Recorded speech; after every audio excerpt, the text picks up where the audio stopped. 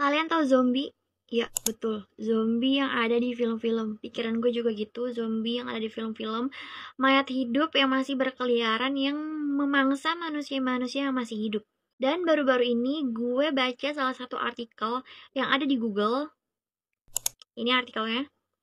Virus zombie di permafrost Siberia. Virus zombie dihidupkan kembali di permafrost Siberia. Sebelumnya, kalian tahu permafrost itu apa? Permafrost itu merupakan lapisan beku permanen yang ada di atas maupun di bawah permukaan bumi. Para ilmuwan baru-baru ini mengisolasi virus yang belum pernah dilihat dari permafrost dan sungai Siberia.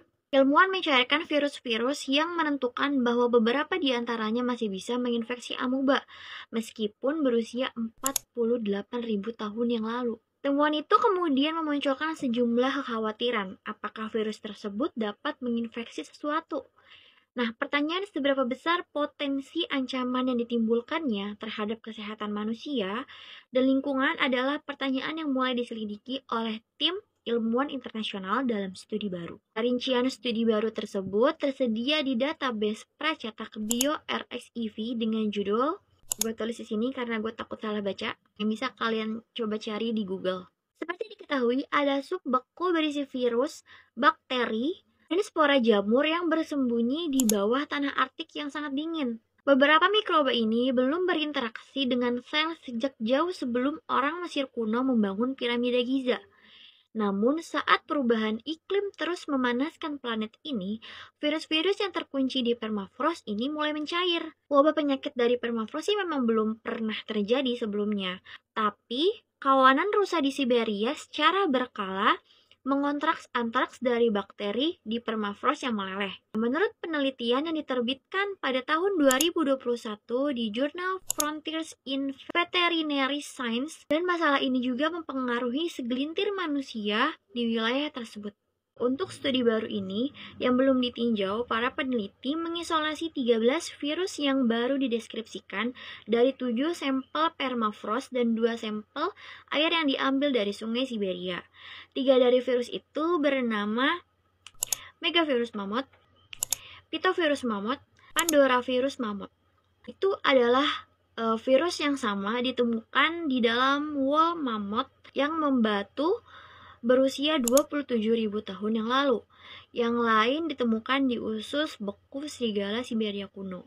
Dalam pengaturan laboratorium yang tertutup, para ilmuwan dengan hati-hati mencairkan mikroba dan mengurutkan genomnya. Kemudian, para peneliti menginfeksi sel amuba dengan virus yang baru terbangun. Meskipun berusia 48.000 tahun yang lalu, beberapa virus mampu bereplikasi di dalam amuba, menyebabkan pecah dan melepaskan partikel virus yang baru. Lalu, kata Jean-Michel Claverie pada Life Science, dia mengatakan bahwa yang kami hidupkan kembali ini tidak berbahaya sama sekali. Mereka hanya menginfeksi amuba, katanya. Nah, Claverie ini adalah ahli mikrobiologi komputasi di Aix-Marseille University di Prancis. Dan salah satu penulis studi baru tersebut juga. Lalu dia juga mengatakan bahwa tetapi keberadaan dan infektivitas mereka menunjukkan bahwa virus purba yang menginfeksi hewan atau manusia masih bisa menular. Berarti ini masih bisa menular ke manusia, guys. Oke, akan tetapi kabar ini belum berarti bisa biasa-biasa aja. Jika kemampuannya sangat tinggi untuk menyerang, virus purba yang bisa awet dari zaman prasejarah bisa aja dapat menimbulkan resiko di masa depan bagi kehidupan, termasuk hewan dan manusia. Terlebih perubahan suhu global yang tidak terduga yang disebabkan oleh krisis iklim.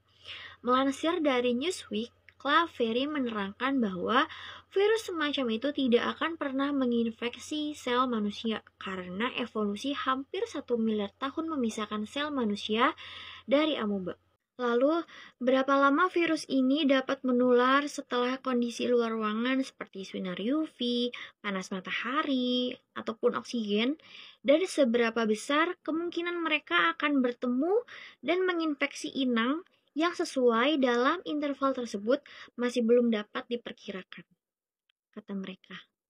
Akan tetapi, resiko pasti akan meningkat dalam konteks pemanasan global ketika pencairan permafrost akan terus meningkat dan lebih banyak orang akan menghuni kutub utara setelah usaha industri. Penelitian sebelumnya mengatakan bahwa ada kurang dari 5 juta orang yang tinggal di dekat permafrost Arktik. Sudah banyak ilmuwan dan para pejabat juga yang telah memperingatkan bahwa pencairan es dan aktivitas eksploitasi di kutub utara itu bisa berarti menyebabkan resiko bersentuhan dengan patogen kuno.